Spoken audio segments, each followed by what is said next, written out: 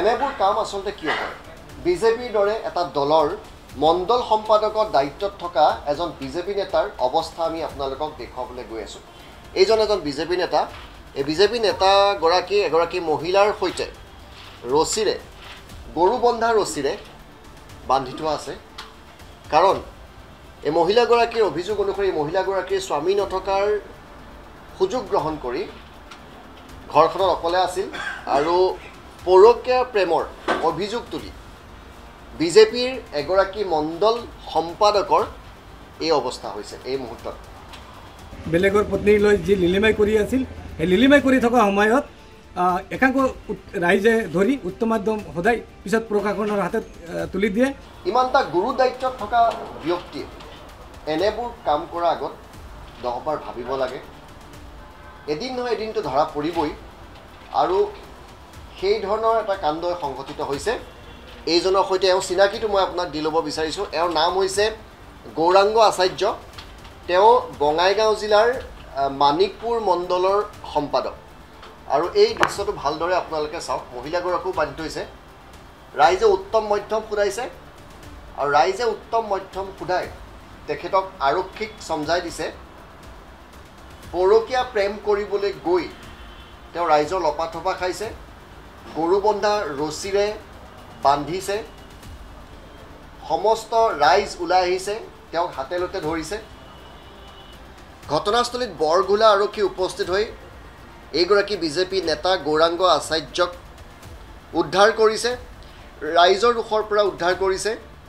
কিন্তু তেওঁৰ video' social মিডিয়াত ভাইৰেল হৈ পৰিছে। আমাৰ মানিকপুৰৰ সংবাদদাতা চাহিদুল ইছলামে এই দৃশ্য আমালৈ প্ৰেৰণ কৰিছে। বিজেপি নেতাই পৰকীয়া প্ৰেম কৰিবলৈ গৈ ৰাইজৰ ৰোষত পৰিছে। সেই ভিডিঅ' ছ'চিয়েল মিডিয়াত ভাইৰেল হৈ পৰিছে। পুৱতি নিশা এই বিজেপি নেতাজনক ৰাইজে হাতেলতে ধৰে। মহিলাগৰাকীৰ স্বামী ঘৰত নাছিলে আৰু স্বামী ঘৰত নথকাৰ সুযোগ বুজি বিজেপি নেতাজন মহিলাগৰাকীৰ ওচৰলৈ গৈছিল আৰু তেওঁক স্বামীয়ে ধৰে। মহিলাগৰাকীৰ স্বামীয়ে এই কথাটো আগৰ পৰা গম পাইছিল। তেওঁ খাপ পিটি আছিল। স্বামী গৃহই হাতেলতে ধৰিলে। আৰু তাৰপিছত বিজেপি নেতাজনৰ কি অৱস্থা হৈছে সেয়া আপোনালোকে চাওক।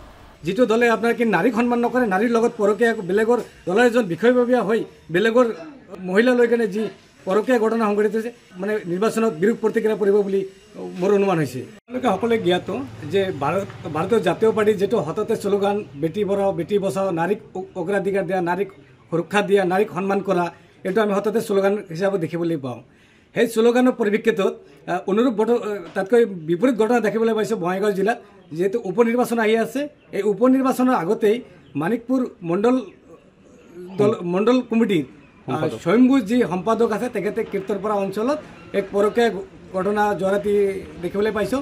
বেলেগৰ পত্নী লৈ যি লিলিমাই কৰি আছিল, সেই লিলিমাই কৰি থকা সময়ত একাংশ ৰাইজে ধৰি উত্তম মাধ্যম সদায় পিছত প্ৰশাসনৰ হাতত তুলি দিয়ে।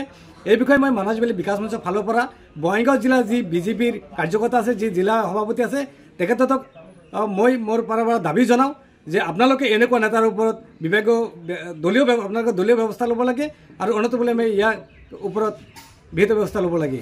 এই ক্ষেত্ৰত আমাৰ মানে যি বঙাইগাঁও সমষ্টি ধৰি এক বিৰাজমান চাঞ্চল্য বিৰাজমান হৈছে। কিয় কাৰণে যেহেতু আমাৰ 13 তাৰিখত হ'ব লগা উপ নিৰ্বাচনত ইয়াত বিৰূপ প্ৰতিক্ৰিয়া পৰিব। যিটো দলে আপোনাৰ কি নাৰীক সন্মান নকৰে, নাৰীৰ লগত পৰকীয়া বেলেগৰ দলৰ বিষয়ববীয়া, দলৰ কৰ্মীও নহয়, দলৰ এজন বিষয়ববীয়া হৈ বেলেগৰ মহিলা লৈ কেনে যি পৰকীয়া ঘটনা সংঘটিত হৈছে, ইয়াত মানে নিৰ্বাচনত বিৰূপ প্ৰতিক্ৰিয়া পৰিব বুলি মোৰ অনুমান হৈছে।